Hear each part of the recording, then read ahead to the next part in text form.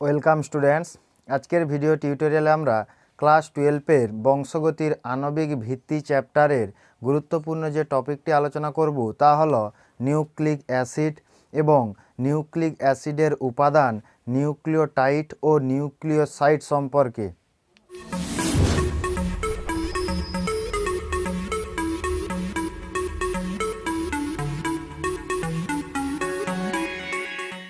Students, প্রথমত আমাদের জানতে হবে নিউক্লিক অ্যাসিড জিনিসটি কি। প্রথমত আমরা জানব কি নিউক্লিক অ্যাসিড জিনিসটি কি। দেখো, আমরা দেখি যে ডিএনএ ও আরএনএ থাকে আমাদের কোষের নিউক্লিয়াসের মধ্যে। এই নিউক্লিয়াসের মধ্যে অবস্থিত ডিএনএ এবং আরএনএকে একত্রে বলা হয় কি নিউক্লিক অ্যাসিড। এবার স্টুডেন্টস আমরা জানবো এই নিউক্লিক অ্যাসিড কিভাবে আবিষ্কার হয়েছিল, ডিসকভারি। দেখো, প্রথমত একজন বিজ্ঞানী এফ মিশ্চার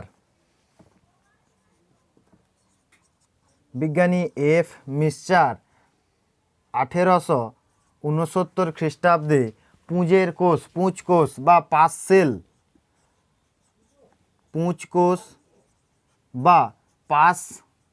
সেল থেকে পুঁজ কোষ বা পাঁচ সেল এর নিউক্লিয়াসের মধ্যে এক প্রকার বস্তু আবিষ্কার করলেন, যাকে তিনি নাম দিলেন কি নিউক্লিন। তাহলে এই রকম যে পুঁজের যে কোষ, এই কোষের নিউক্লিয়াসের মধ্যে এক প্রকার বস্তু আবিষ্কার করলেন, যাকে তিনি নাম দিলেন কি নিউক্লিন। বিজ্ঞানী এফ মিশ্চার 1869 খ্রিস্টাব্দে। এর পরবর্তী সময়ে এই এফ মিশ্চারেরই ছাত্র একজন বিজ্ঞানী অল্টম্যান, তিনি কি করলেন 1889 খ্রিস্টাব্দে এই যে নিউক্লিন অর্থাৎ কোষের নিউক্লিয়াসের মধ্যে যে নিউক্লিন থাকে, এই নিউক্লিনের অ্যাসিড ধর্ম থাকায়, কি ধর্ম? অ্যাসিড ধর্ম। এই অ্যাসিড ধর্ম থাকায় বিজ্ঞানী অল্টম্যান এই নিউক্লিনকে নাম দিলেন কি নিউক্লিক অ্যাসিড হিসাবে। তাহলে এই ছিল আবিষ্কার নিউক্লিক অ্যাসিড। তাহলে আমরা এফ মিশ্চার সর্বপ্রথম পুঁজ কোষের নিউক্লিয়াসের মধ্যে এক প্রকার বস্তু আবিষ্কার করলেন, যাকে কি বলা হলো নিউক্লিন। এই নিউক্লিনকে পরবর্তী পর্যায়ে অল্টম্যানেরই বিজ্ঞানী এফ মিশ্চারেরই ছাত্র কি করলেন বিজ্ঞানী অল্টম্যান 1889 খ্রিস্টাব্দে এই নিউক্লিনের অ্যাসিড ধর্ম থাকার জন্য একে নিউক্লিক অ্যাসিড নামকরণ করলেন। তাহলে প্রথম নিউক্লিক অ্যাসিড নামকরণ কে করলেন? তোমাদের নিট এক্সামে কোশ্চেন আসবে, বলতে হবে কি বিজ্ঞানী অল্টম্যান। এবং নিউক্লিক অ্যাসিড কি ডিএনএ এবং আরএনএকে একত্রে বলবো কি নিউক্লিক অ্যাসিড। এবারে স্টুডেন্টস আমাদের জানতে হবে কি নিউক্লিক অ্যাসিডের উপাদান। নিউক্লিক অ্যাসিডের উপাদান বা composition of nucleic acid. Nucleic অ্যাসিডের উপাদানগুলো সম্পর্কে আমাদের জানতে হবে। তাহলে আমরা যদি দেখি নিউক্লিক অ্যাসিড অর্থাৎ ডিএনএ ও আরএনএকে একত্রে কি বলা হয় নিউক্লিক অ্যাসিড। এই নিউক্লিক অ্যাসিডের প্রধান উপাদান যদি আমরা দেখি তা হলো নিউক্লিওটাইড। তোমাদের নিট এক্সামে কোশ্চেন আসবে, বলা হবে কি নিউক্লিক অ্যাসিড অর্থাৎ ডিএনএ এবং আরএনএর গঠনগত এককের নাম কি? বলতে হবে কি নিউক্লিওটাইড। এই নিউক্লিওটাইড আবার দুটি উপাদান দ্বারা গঠিত হয়। একটা হলো ফসফেট গ্রুপ বা যাকে বলা হয় কি ফসফরিক অ্যাসিড, আরেকটি হলো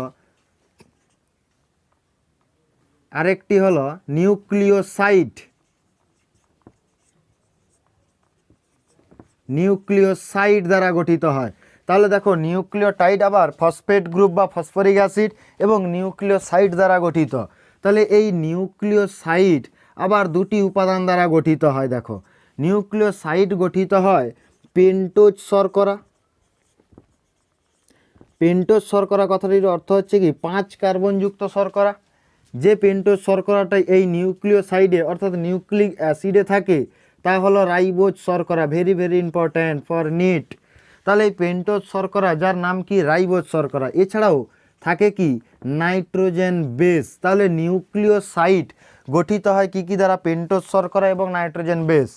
নিউক্লিওটাইড কি কি দ্বারা গঠিত হয়? ফসফেট গ্রুপ এবং নিউক্লিওসাইড দ্বারা, অর্থাৎ ফসফেট গ্রুপ প্লাস পেন্টোজ শর্করা প্লাস নাইট্রোজেন বেস দ্বারা নিউক্লিওটাইড গঠিত হয়। এবার আমরা দেখব কি কি আমরা নাইট্রোজেন বেস দেখতে পাই। আমরা এক প্রকার নাইট্রোজেন বেস দেখি পিউরিন বেস, এবং আরেক প্রকার নাইট্রোজেন বেস দেখি যা হলো কি পিরিমিডিন। পিউরিন বেস এবং pyrimidine base, pyrimidine nitrogen base. Purine হলো অ্যাডেনিন বা এ, যাকে শর্টে এ দ্বারা চিহ্নিত করা হবে। গুয়ানিন বা যাকে বলা হবে কি জি। পিরিমিডিন বেসগুলো হলো থাইমিন বা যাকে টি দ্বারা উল্লেখ করা হয়, সাইটোসিন বা সি দ্বারা, এবং আরএনএতে এক প্রকার নাইট্রোজেন বেস থাকে, সেটি হলো ইউরাসিল, যাকে ইউ দ্বারা চিহ্নিত করা হয়। তাহলে ডিএনএতে থাকে অ্যাডেনিন, গুয়ানিন, থাইমিন, সাইটোসিন। আরএনএতে এই থাইমিনের পরিবর্তে কি থাকে? ইউরাসিল, অর্থাৎ ইউ থাকে। তাহলে আমরা দেখে নিলাম নাইট্রোজেন বেস। এবার আমরা দেখব পেন্টোজ শর্করা বা রাইবোজ শর্করা সম্পর্কে আমরা একটু ডিটেলসে দেখব। দেখো, এই পেন্টোজ শর্করা কথাটির অর্থ হচ্ছে কি, এটি কয় কার্বনযুক্ত শর্করা? 5 কার্বনযুক্ত শর্করা। কয় কার্বনযুক্ত? 5 কার্বনযুক্ত। যদি আমরা এই পেন্টোজ শর্করা দেখি, তাহলে এখানে 1 নম্বর, 2 নম্বর, 3 নম্বর, 4, এখানে রয়েছে কি 5 নম্বর কার্বন রয়েছে। এই পেন্টোজ শর্করা অর্থাৎ এই শর্করাটির নাম হলো রাইবোজ শর্করা। স্পেসিফিক ইহার নাম হলো রাইবোজ শর্করা। এখানে 5 কার্বন থাকে বলে পেন্টোজ শর্করা। এদের আমরা স্ট্রাকচারটি যদি দেখি, ওপরের দিক বরাবর 1 নম্বর কার্বনে OH, নিচের দিক বরাবর কি থাকে H, এখানে কি থাকে H OH 2 নম্বর কার্বন, 3 নম্বর কার্বনে কি থাকে H OH, 5 নম্বর কার্বনে 4 নম্বর কার্বনে কি থাকে H, 5 নম্বর কার্বনে কি থাকে CH2, আর কি থাকে OH। তাহলে এটি ছিল কি একটি রাইবোজ শর্করা স্ট্রাকচার। এখানেও আমরা যদি দেখি, দেখতে পাবো কি OH H, 2 নম্বর কার্বনে H OH H OH, 4 নম্বর কার্বনে H, 5 নম্বর কার্বনে CH2 OH। তাহলে আমরা এগুলো দেখলাম কি রাইবোজ শর্করা। দেখো স্টুডেন্টস, এই যে পেন্টোজ শর্করা বা রাইবোজ শর্করা, যদি আমরা এই রাইবোজ শর্করাটি দেখি, ইহার 2 নম্বর কার্বনে যে OH গ্রুপটি রয়েছে, এই OH গ্রুপ থেকে যদি একটি অক্সিজেন বিচ্ছিন্ন হয়ে যায় বা যদি না থাকে, তাহলে এই রাইবোজ শর্করাটিকে আমরা নাম দেব কি ডিঅক্সি রাইবোজ শর্করা। ডিঅক্সি বা বলা হবে কি 2-ডিঅক্সি রাইবোজ শর্করা। এই 2-ডিঅক্সি রাইবোজ শর্করা থাকে ডিএনএতে। কোথায় থাকে এই 2-ডিঅক্সি রাইবোজ শর্করা? ডিএনএতে থাকে। Very very important. Medical NEET এক্সামে কিন্তু তোমাদের প্রশ্ন আসবে, বাংলায় কিন্তু প্রশ্ন হবে এবার থেকে। 2020-তে হয়েছে এবং 21 থেকেও এইরকম বাংলায় কোশ্চেন আসবে নিট পরীক্ষার জন্য। তাই তোমরা ভালোভাবে প্রিপারেশান নাও এবং আমি সহজভাবে তোমাদের বোঝানোরও চেষ্টা করছি। তাহলে দেখো, নিট এক্সামে কোশ্চেন আসবে। তাহলে দেখো, এই যে রাইবোজ শর্করা, এই রাইবোজ শর্করা 2 নম্বর কার্বনে যে অক্সিজেনটি ছিল সেটি যদি না থাকে, তখন এই রাইবোজ শর্করাকে কী বলা হবে? 2-ডিঅক্সি। ডিঅক্সি, 2-ডিঅক্সি। ডি কথাটার অর্থ কি নেই, অক্সি মানে কি অক্সিজেন, 2 মানে কত? 2 নম্বর কার্বনে। তাহলে এই যে রাইবোজ শর্করাটি কোথায় থাকবে? ডিএনএতে থাকবে। তাহলে এই কারণে ডিএনএকে কি নামে ডাকা হয়? Deoxy ribo nucleic acid. Deoxy ribo, N হচ্ছে নিউক্লিক, এ হচ্ছে কি অ্যাসিড। তাহলে এই যে রাইবোজ শর্করা, এই এক প্রকার যে রাইবোজ শর্করা, দেখো এখানে আমরা এটিও দেখতে পাচ্ছি, এটিও একটি রাইবোজ শর্করা। এই রাইবোজ শর্করার 2 নম্বর কার্বনে যদি অক্সিজেন থাকে, তাহলে তখন এখানে ডিঅক্সি কথাটা বলার দরকার নেই। অর্থাৎ এখানে এটি কি দেখতে পেলাম আমরা? রাইবোজ শর্করা। এই রাইবোজ শর্করা থাকে কোথায়? আরএনএতে। কোথায় থাকে? আরএনএ। ডিঅক্সি রাইবোজ শর্করা ডিএনএতে থাকে বলে তখন বলা হচ্ছে কি deoxy ribo nucleic acid. Ribose শর্করা কোথায় থাকে? আরএনএতে। সেই কারণে এর নামকরণ করা হয়েছে কি রাইবো। এই যে রাইবোজ শর্করা, রাইবো, এন কথাটার অর্থ হচ্ছে কি নিউক্লিক, এ কথাটার অর্থ হচ্ছে কি অ্যাসিড। তাহলে স্টুডেন্টস দেখো, এই যে পেন্টোজ শর্করা আমরা দেখলাম বা রাইবোজ শর্করা, এটি কিন্তু 2 প্রকার দেখলাম। একটি হচ্ছে ডিএনএতে থাকে যদি ডিঅক্সি রাইবোজ শর্করা, এবং যদি আরএনএতে থাকে তখন তাকে বলা হবে কি রাইবোজ শর্করা। রাইবোজ শর্করা কোথায় থাকবে আরএনএ, এবং ডিঅক্সি রাইবোজ শর্করা কোথায় থাকবে ডিএনএতে থাকবে। তাহলে আমরা এইরকমভাবে পেন্টোজ শর্করা অর্থাৎ রাইবোজ শর্করা এবং ডিঅক্সি রাইবোজ শর্করা জেনে নিলাম। এবার আমরা দেখব কি nitrogen base purine, pyrimidine, adenine, guanine, thymine, cytosine. দেখো স্টুডেন্টস, এই যে এটি একটি হচ্ছে কি পেন্টোজ শর্করা। এই পেন্টোজ শর্করার 1 নম্বর কার্বনে দেখো কি রয়েছে OH গ্রুপ। এই OH গ্রুপটি নাইট্রোজেন বেস, যে কোনো নাইট্রোজেন বেস, আমি ধরলাম এখানে অ্যাডেনিন। এই অ্যাডেনিন নাইট্রোজেন বেসটি 1 নম্বর কার্বনের OH গ্রুপের মধ্যে বিক্রিয়া ঘটিয়ে এক প্রকার বন্ড গঠনের মাধ্যমে নাইট্রোজেন বেসটি রাইবোজ শর্করার সঙ্গে যুক্ত হয়ে যায়। এই বন্ডটিকে বিশেষ নাম দেওয়া হয়, বলা হয় কি গ্লাইকোসাইডিক বন্ড। দেখো স্টুডেন্টস, এই যে পেন্টোজ শর্করা অর্থাৎ রাইবোজ শর্করা, তার সঙ্গে নাইট্রোজেন বেস একটি যুক্ত হয়ে গেছে 1 নম্বর কার্বনে, তখন এটাকে আমরা কি নাম দেব নিউক্লিওসাইড। অর্থাৎ নিউক্লিওসাইড কী দ্বারা গঠিত হয় শর্করা, পেন্টোজ শর্করা প্লাস নাইট্রোজেন বেস, শর্করা আর হচ্ছে কি নাইট্রোজেন বেস পেন্টোজ শর্করা দ্বারা। তাহলে এখানে আমরা একটি নিউক্লিওসাইড দেখতে পাচ্ছি। একই রকমভাবে এই যে রাইবোজ শর্করা অর্থাৎ আরএনএতে থাকে, এখানেও ধরো এই যে 1 নম্বর কার্বন রয়েছে, এখানে ধরো একটি নাইট্রোজেন বেস ইউরাসিল। এই যে ইউরাসিল, এই নাইট্রোজেন বেসটি 1 নম্বর কার্বনের OH গ্রুপের সঙ্গে বিশেষ রাসায়নিক বিক্রিয়ার মাধ্যমে গ্লাইকোসাইডিক বন্ধন গঠন করলো, দিয়ে ওই নাইট্রোজেন বেসটি পেন্টোজ শর্করার সঙ্গে যুক্ত হয়ে গেল। তখন এটি কি গঠন করলো নিউক্লিওসাইড গঠন করলো। দেখো তাহলে এরাও হচ্ছে নিউক্লিওসাইড। যখনই পেন্টোজ শর্করার সঙ্গে নাইট্রোজেন বেস যুক্ত, এটাও পেন্টোজ শর্করার সঙ্গে যখন নাইট্রোজেন বেস যুক্ত, তখন এটাকে বলা হবে কি নিউক্লিওসাইড। দেখো স্টুডেন্টস, এই যে নিউক্লিওসাইড, এটি যদি ডিএনএতে থাকে, এই নিউক্লিওসাইডটা কোথায় থাকবে ডিএনএ। যদি ডিএনএতে থাকে এই নিউক্লিওসাইডটিকে বলা হবে কি ডিঅক্সিরাইবো নিউক্লিওসাইড। Deoxyribo nucleoside. যদি এই নিউক্লিওসাইডটি আরএনএতে থাকে তখন একে নাম দেওয়া হবে কি রাইবো নিউক্লিওসাইড। বোঝা গেল?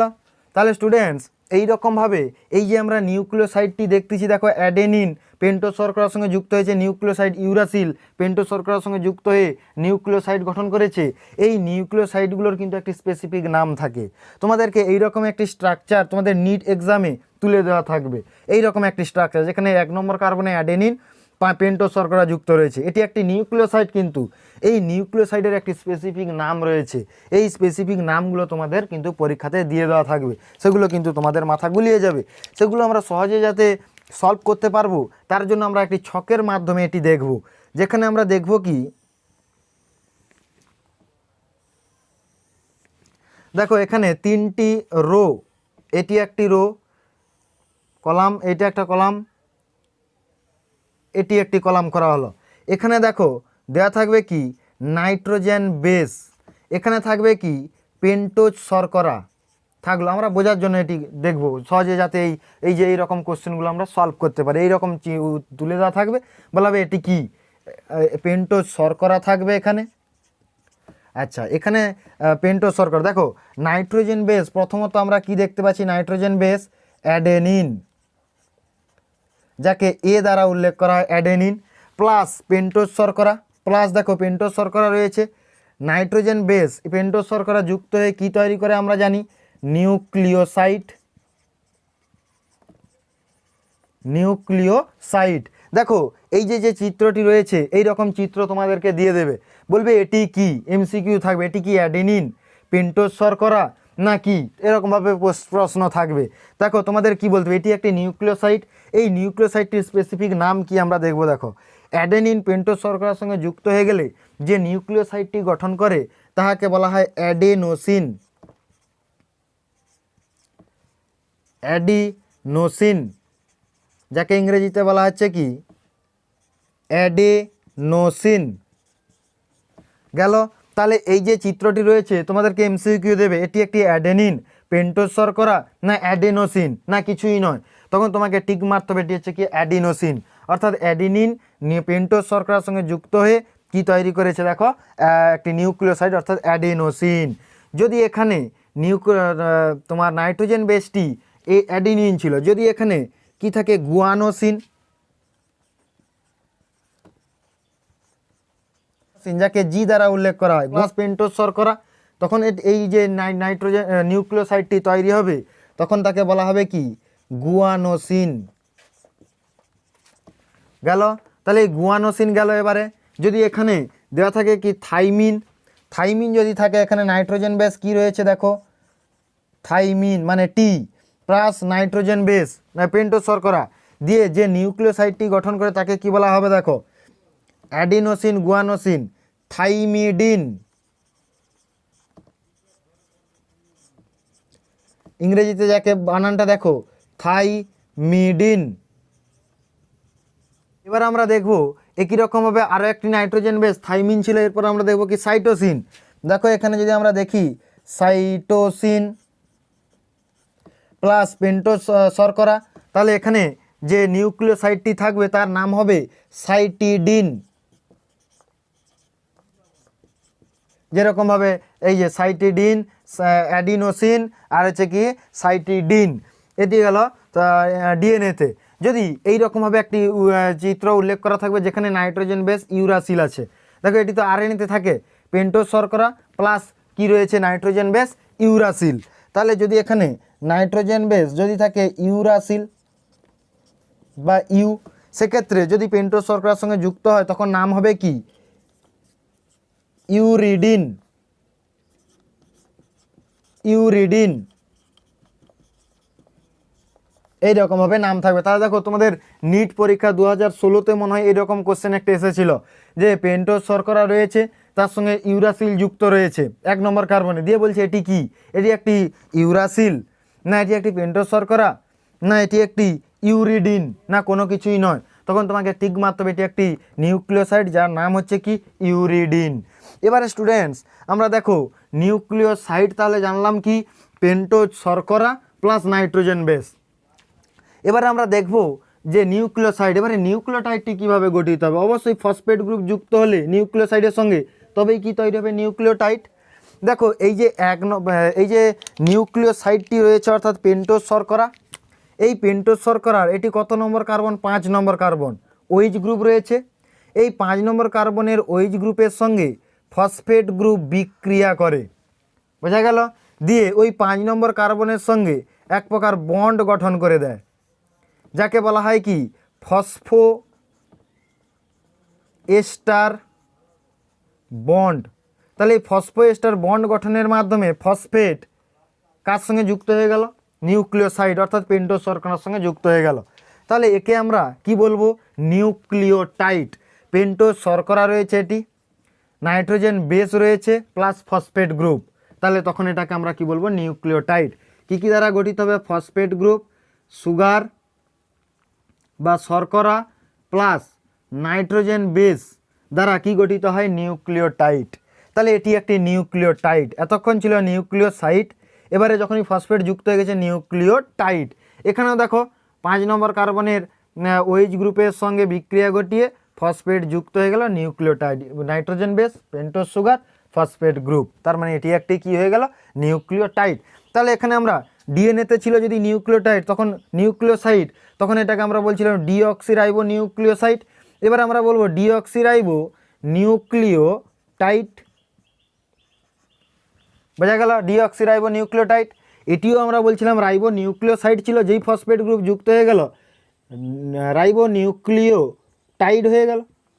কিভাবে চিনবো 2 নম্বর কার্বনে অক্সিজেন যদি না থাকে ডিঅক্সি, যদি থাকে তাহলে হচ্ছে কি রাইবো, ডিঅক্সিরাইবো, যদি না থাকে যদি থাকে অক্সিজেন তাহলে কি হবে রাইবো। তাহলে এবারে দেখো স্টুডেন্টস, তাহলে নিউক্লিওসাইডের সঙ্গে কি গ্রুপ যুক্ত হয়েছিল ফসফেট বা পি গ্রুপ যুক্ত হয়ে গেছে, দেখো ফসফেট গ্রুপ। তাহলে অ্যাডিনোসিন প্লাস ফসফেট গ্রুপ যদি যুক্ত হয়ে যায় সেক্ষেত্রে কি যৌগ কি তৈরি হতে পারে, তাহলে নিউক্লিওসাইডের সঙ্গে ফসফেট যুক্ত হওয়া মানে কি তৈরি হবে নিউক্লিওটাইড। নিউক্লিওসাইড ছিল নিউক্লিওটাইড। এবারে দেখো এই যে ধরো এখানে কি রয়েছে অ্যাডিনোসিন এ, অ্যাডিনোসিন মানে এই যে নিউক্লিওসাইডটি ছিল অ্যাডিনোসিন, অ্যাডিনোসিন অর্থাৎ এখানে অ্যাডিনিন নাইট্রোজেন বেস পেন্টোজ শর্করা ফসফেট গ্রুপ যুক্ত আছে। তাহলে অ্যাডেনিন পেন্টোজ শর্করা দিয়ে তাকে কী বলেছে, এই নিউক্লিওসাইডটাকে কী বলেছে, অ্যাডিনোসিন। তাহলে এই অ্যাডিনোসিনের সঙ্গে যদি একটি ফসফেট গ্রুপ যুক্ত হয়ে যায় তখন এটাকে বলা হবে কি, অ্যাডেনাইলিক অ্যাসিড। পরীক্ষায় কোশ্চেন দেবে কিন্তু অ্যাডেনাইলিক অ্যাসিড এইরকম একটি স্ট্রাকচার তুলে দেবে, তখন বলবে এটি কি অ্যাডেনোসিন না অ্যাডিনাইলিক অ্যাসিড না অ্যাডেনিন। তখন যদি ফসফেট থাকে বলতে হবে কি এটি অবশ্যই একটি নিউক্লিওটাইড, অবশ্যই এর নাম হচ্ছে কি অ্যাডেনাইলিক অ্যাসিড। এরপর দেখো যদি ওই নাইট্রোজেন বেসটি গুয়ানোসিন হয়, জি হয়, তাহলে গুয়ানোসিন হয়, তাহলে এই যে গুয়ানিন যদি হয়, তাহলে এই গুয়ানোসিন এর সঙ্গে যদি গুয়ানিন যুক্ত করা হয় তাহলে মানে কি বলছে, গুয়ানোসিন সঙ্গে কি রয়েছে, এটি হচ্ছে গুয়ানোসিন সঙ্গে যদি ফসফেট যোগ করা হয়, দেখো গুয়ানোসিন, এটি হচ্ছে গুয়ানোসিন সঙ্গে ফসফেট যোগ করা হয়ে গেছে, তখন এই নিউক্লিওটাইডটিকে বলা হবে কি, গুয়ানাইলিক অ্যাসিড।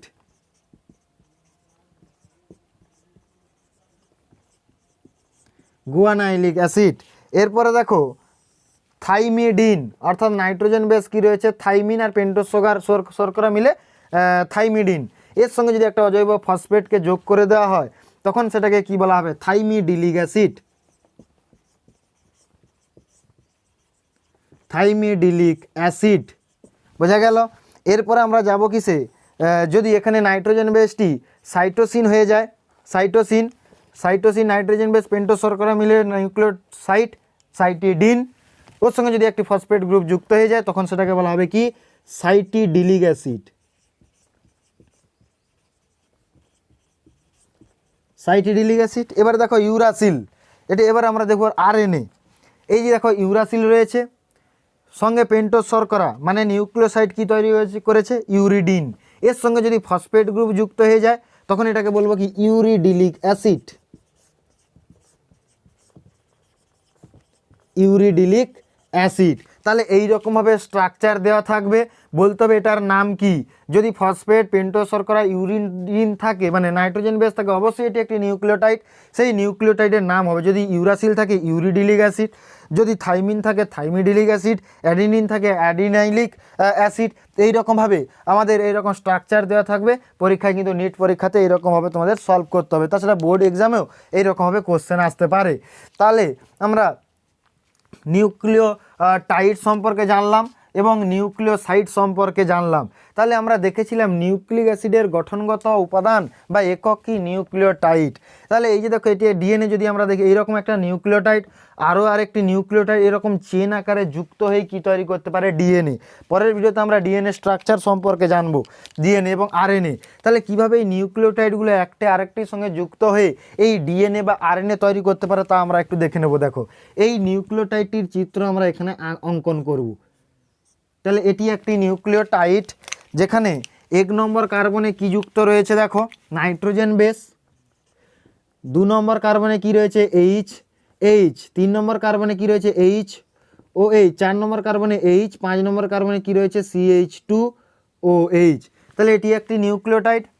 আরও আর একটি নিউক্লিওটাইড আমরা দেখব যেগুলি পরস্পর চেন আকারে যুক্ত হয়ে গিয়ে কি তৈরি করে, ডিএনএ তৈরি করে। তাহলে এখানে একটি নাইট্রোজেন বেস ছিল ধরো অ্যাডেনিন, এখানে ধরো কি রয়েছে, গুয়ানিন। তাহলে কি রয়েছে,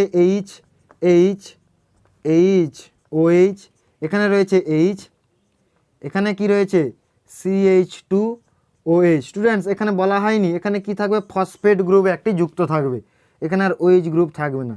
তাহলে এটি একটি নিউক্লিওটাইড, দেখো নাইট্রোজেন বেস পেন্টোজ শর্করা ফসফেট গ্রুপ, এটিও একটি নিউক্লিওটাইড।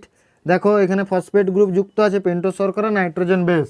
তাহলে এই একটি নিউক্লিওটাইডের এটা কত নম্বর কার্বন, 3 নম্বর কার্বনের OH, এবং এই একটি নিউক্লিওটাইডের এটি কত নম্বর কার্বনের ফসফেট, 5 নম্বর কার্বনে যুক্ত ফসফেট পরস্পর যুক্ত হয়ে যায়, বিশেষ একটা বন্ধনী গঠন করে যাকে বলা হয় কি, ফসফোডাইএস্টার বন্ড। ফসফোডাইএস্টার বন্ড গঠনের মাধ্যমে একটি নিউক্লিওটাইডের 3 নম্বর কার্বনের OH অপর আর একটা নিউক্লিওটাইডের 5 নম্বর কার্বনের ফসফেট গ্রুপ যুক্ত হয়ে যায়। দিয়ে এইরকমভাবে পলিনিউক্লিওটাইড চেন গঠনের মাধ্যমে কি তৈরি করতে পারে, ডিএনএ তৈরি করতে পারে। ডিএনএতে কেবলমাত্র আমরা দেখব ডিঅক্সিরাইবোনিউক্লিওটাইড, আরএনএ যদি দেখি এইরকমভাবে যুক্ত হবে রাইবোনিউক্লিওটাইড, মানে ডিঅক্সিরাইবোনিউক্লিওটাইড, আরএনএ দেখবো আমরা কি রাইবোনিউক্লিওটাইডগুলো চেন আকারে যুক্ত হয়ে এইরকমভাবে আরএনএ তৈরি করেছে। স্টুডেন্টস, এবার আমরা জানবো কি চারগফ এর ক্ষার সূত্র বা বেস ইকুইভ্যালেন্ট সূত্র। বিজ্ঞানী চারগফ বলছেন কি ডিএনএতে মোট পিউরিন বেসের পরিমাণ এবং পিরিমিডিন বেসের পরিমাণ সমান হবে। তার মানে যত পরিমাণ পিউরিন বেস থাকবে তত পরিমাণ কি বেস থাকবে, পিরিমিডিন। পিউরিন কে adenine guanine, purine adenine guanine, pyrimidine কি হয় থাইমিন সাইটোসিন। তাহলে একটি ডিএনএতে যত পরিমাণ পিউরিন বেস থাকবে ঠিক তত পরিমাণ কি থাকবে, পিরিমিডিন বেস থাকবে। এটিকে বলা হয়েছে কি চারগফের ক্ষার সূত্র বা বেস ইকুইভ্যালেন্ট সূত্র। এটিকে কেমনভাবে প্রকাশ করা হয় দেখো, অ্যাডেনিন প্লাস গুয়ানিন এটা হচ্ছে pyrimidine purine base by thymine plus cytosine is equal to 1। অর্থাৎ পিউরিন বেস যত পরিমাণ থাকবে ঠিক তত পরিমাণ কি বেস থাকবে, পিরিমিডিন বেস থাকবে। এটিকে আরও একভাবে লেখা যায় কি হয়, অ্যাডেনিন প্লাস গুয়ানিন অর্থাৎ purine base is equal to thymine plus cytosine, adenine plus guanine is equal to thymine plus cytosine. এটিকে আরও একরকমভাবে লেখা হয়, বলা হয় কি adenine plus guanine is to thymine plus cytosine is equal to 1। তাহলে এইরকমভাবে যে কোনো একটি এইরকমভাবে তুলে দেওয়া থাকবে, দিয়ে তোমাদের সেখানে কিন্তু টিক মারতে হবে কোনটি সঠিক। হয় এটি তুলে দেওয়া থাকলো, অন্যগুলি ভুল থাকলো, বা এটি দেওয়া থাকলো বা এইটি দেওয়া, সঠিকটি আমাকে টিক মারতে হবে। অর্থাৎ যত পরিমাণ পিউরিন বেস থাকে তত পরিমাণ pyrimidine base, adenine plus guanine by thymine plus cytosine is equal to 1, adenine plus guanine is equal to thymine plus cytosine. অর্থাৎ মোট পিউরিন বেস মোট পিরিমিডিন বেস বা adenine plus guanine is equal to is to thymine plus cytosine is equal to 1। এটিকে বলা হয়েছে কি চারগফের base ক্ষার সূত্র বা বেস ইকুইভ্যালেন্ট সূত্র। তাহলে এটি ছিল নিউক্লিওটাইড এবং নিউক্লিওসাইড সম্পর্কে। এর পরের ভিডিওতে আমরা উল্লেখ করব ডিএনএর ভৌত মডেল।